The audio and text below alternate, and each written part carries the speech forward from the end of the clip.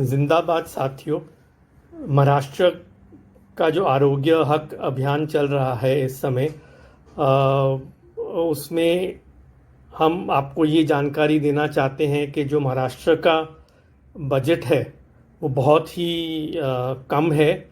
दूसरे राज्यों की तुलना में हम देखें तो महाराष्ट्र जो है 30 राज्यों में से नीचे से 6 नंबर पे आता है, क्योंकि महाराष्ट्र में केवल 1480 रुपये प्रति व्यक्ति इस वर्ष के लिए बजट अनुमान है। तो इतने कम बजट में जाहिर है कि जो आरोग्य सेवाओं की परिस्थिति है वो मजबूत नहीं हो सकती है। तो अगर हम कुछ दूसरे राज्य देखें, जैसे तमिलनाडु है, केरला है, मिज़ोरम है, हिमाचल प्रदेश है, ये सभी राज्य जो हैं वो 3000 से 4000 के ऊपर प्रति व्यक्ति खर्चा करते हैं और वहाँ पे पब्लिक हेल्थ सिस्टम की परिस्थिति काफ़ी अच्छी है। तो इस स्तर पे हम कैसे महाराष्ट्र को लेकर आएँ?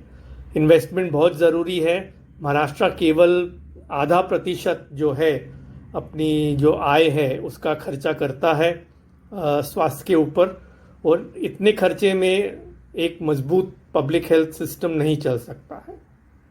तो इसे अगर हमें मजबूत करना है तो महाराष्ट्र को कम से कम 4000 रुपये प्रति व्यक्ति के लेवल पे बजट लाना पड़ेगा।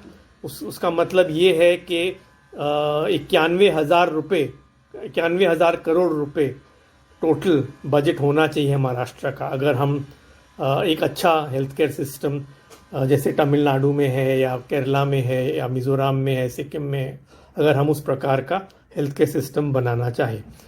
और इसमें नेचुरली सरकार पूछेगी कि पैसा कहाँ से आएगा।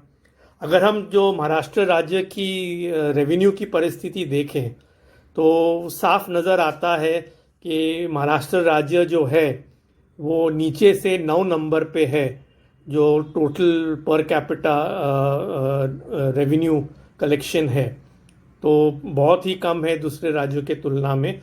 और इसी कारण जो महाराष्ट्र है उसका डेवलपमेंट एक्सपेंडिचर भी नीचे से 13 नंबर पे है सभी राज्यों का, 30 स्टेट्स को अगर हम देखें। और ये तो टैक्सेस ज़्यादा कलेक्ट करने हैं, लेकिन टैक्सेस क्यों ज़्यादा कलेक्ट नहीं हो पाते हैं महाराष्ट्र में?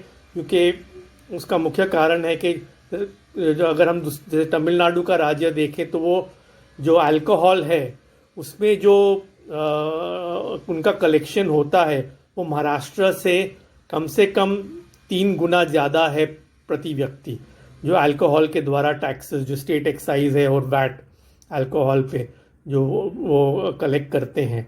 उसी प्रकार से अगर हम माइनिंग का देखें तो उसमें भी जो महाराष्ट्र की रेवेन्यू है वो छत्तीसगढ़, उड़ीसा, गुजरात ये राज्यों की तुलना में उनसे आधी है।